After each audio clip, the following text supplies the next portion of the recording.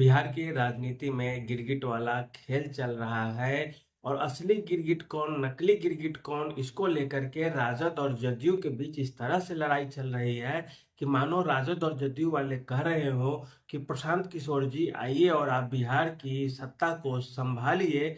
अब न तो राजद से और न ही जदयू से बिहार की सत्ता संभलने जा रही है। मुसलमान वोट बैंक जदयू के भी हैं, राजद के भी हैं, लेकिन ये दोनों मिलकर के भी मुसलमानों को खुश करने में नाकाम रहे हैं। अब तक वे मुसलमानों को खुश नहीं रख पाए हैं और इसी कारण प्रशांत किशोर जी आप आइए और बिहार को संभालिए। और प्रशांत किशोर और उनकी पार्टी जनसुराज काफी खुश भी दिख रही है कि आप दोनों पार्टियां जो दोनों एक दूसरे की प्रतिस्पर्धी है, आपस में ही लड़ते रहिए, भिड़ते रहिए, कटते रहिए, मरते रहिए और इसका फायदा जनसुराज उठा लेगा। क्योंकि बिहार में अब तीसरा फ्रंट काफी एक्टिव हो गया है और बिहार के जो मुसलमान हैं गुस्से में आकर के इन गिरगिट जैसे रंग बदलने वाले नेताओं से हट करके वे तीसरे फ्रंट की ओर जाना ज्यादा पसंद करेंगे। आपको बता दें गिरगिट की राजनीति कैसे शुरू हुई। तो गिरगिट वाली जो राजनीति है वह राजद वाले ने शुरू की। पूर्व मुख्यमंत्री माननीय राबड़ी देवी जी के आवास पे एक पोस्टर लगता है कि तुम तो धोखेबाज हो, वादा करके भूल जाते हो। और इसके साथ ही साथ नीतीश कुमार जी को गिरगिट कहा जाता है कि आपने मुसलमानों का वोट तो लिया, वोट तो लेते हैं, लेकिन आप मुसलमानों की हिफाजत नहीं कर पाए, चाहे वो एनआरसी का मुद्दा हो, चाहे उसके बाद जो अभी वक्फ बोर्ड बिल का जो मामला आया है वो मुद्दा हो, आप मुसलमानों के साथ अच्छा नहीं कर पाए। और इस चीज को लेकर के राजद वालों ने हमला भी किया। और स्वाभाविक है, मृत्युंजय तिवारी ने इससे पहले कहा भी था कि जदयू दो फाड़ है, बहुत जल्द टूटेगी। और जदयू के 5 बड़े नेताओं ने इस्तीफा भी दे दिया। प्रेस कॉन्फ्रेंस जदयू के द्वारा किया गया तो उसमें भी जो 3 नेता थे, गुलाम गौस साहब भी थे उसमें, एमएल सिंह है जो, तो वे लोग बोलने की जब कोशिश करते हैं तो उन्हें रोका जाता है। इसका मतलब है कि प्रेशर पॉलिटिक्स काम कर रही है, भाजपा का काफी दबाव है, भाजपा की गोद में बैठे हैं नीतीश कुमार, तो भाजपा का दबाव सहना ही होगा, इसमें कोई दो राय होनी भी नहीं चाहिए। और भाजपा वालों ने बिना जदयू के सलाह के, बिना मशविरे के ये बिल लाया भी नहीं होगा, क्योंकि जदयू के समर्थन के बिना थोड़ा मुश्किल होती बिल को लाने में। हालांकि पास तो हो जाता, लेकिन परेशानी जरूर होती भाजपा को कि एक भी लोग यदि अस्वीकार कर गए तो फिर दिक्कत हो जाएगी। तो ये चीज है, इसमें कोई दो राय नहीं है कि नीतीश कुमार की जो पार्टी है जदयू, वो चाहती तो इस बिल को रोक सकती थी। और प्रशांत किशोर ने बहुत पहले कहा था ये चीज कि नीतीश कुमार यदि चाहते तो ये बिल नहीं आती, कि भाजपा को वो जितना जिम्मेदार मानते हैं इस बिल के लाने में, उससे कहीं ज्यादा वे जिम्मेदार नीतीश कुमार को मानते हैं बिहार की राजनीति में। क्योंकि ये अगर विरोध कर देते बड़े स्तर पे तो भाजपा ये बिल नहीं ला पाती। अब इसमें क्या थोड़ा पोलराइजेशन हिंदू मुस्लिम करने की बात भी चल रही है क्या, कि हल्का पोलराइजेशन होगा तो भाजपा को फायदा होगा तो साथ में जदयू को भी फायदा होगा। अभी राजद का जो स्टैंड है उस पर भी हम आने जा रहे हैं। तो जदयू का ये भी सोच हो सकता है कि थोड़ा पोलराइजेशन हो जाएगा तो भाजपा को चूंकि वोट में इजाफा देखने को मिलेगा, प्रतिशत बढ़ेगा, तो साथ साथ जदयू का भी बढ़ जाएगा। और भाजपा की नाव पर बैठ के ही जदयू इस बिहार के चुनावी बैतरणी को पार कर जाएगी।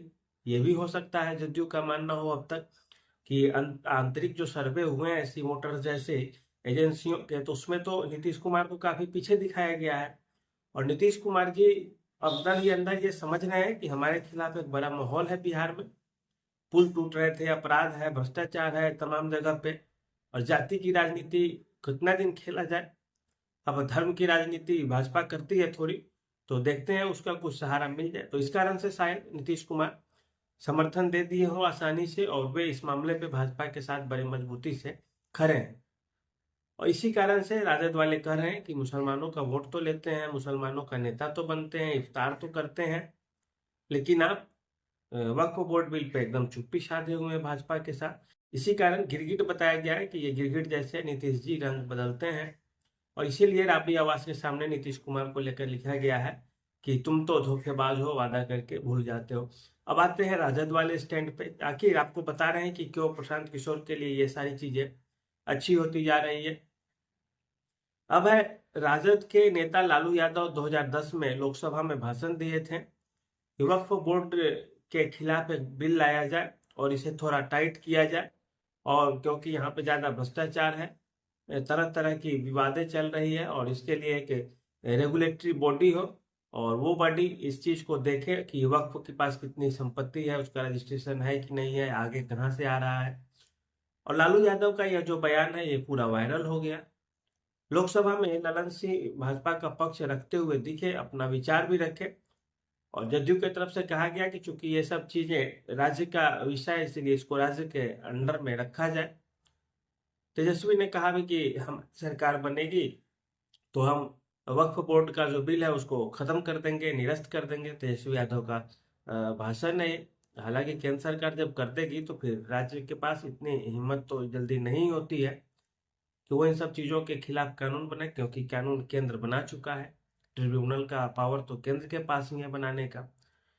तो ये सब चीजें हैं। ऊपर से राजद वाले लालू यादव उस समय नहीं सोचे होंगे कि कभी किसी जमाने में यूट्यूब आएगा, तभी बिहार की जो जनता है उतनी जागरूक हो जाएगी कि लोकसभा में एक एक स्टेटमेंट, एक एक भाषण जो दिया गया है वो बिहार का हर व्यक्ति सुनने में सफल होगा, सक्षम होगा।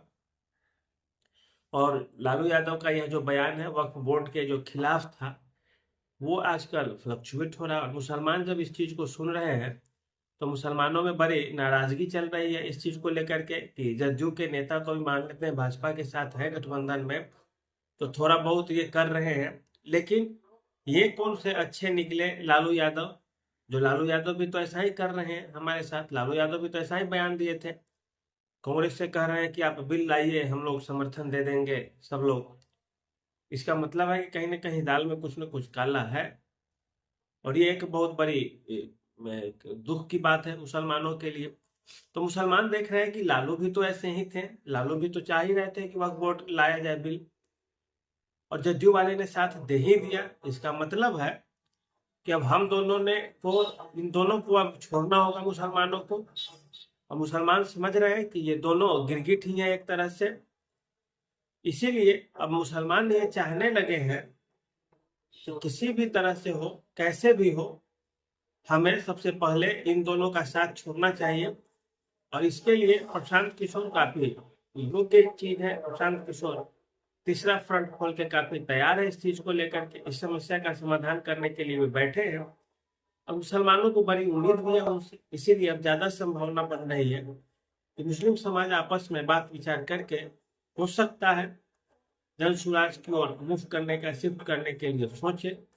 क्योंकि ये दोनों आपस में गिरगिट का जो रिश्ता है वो करते ही रहेंगे, उसमें कोई दो राय तो होगा नहीं। इसका उपाय तो कुछ बचता नहीं है। इसी चीज को लेकर के देखिएगा आप क्या होता है अभी।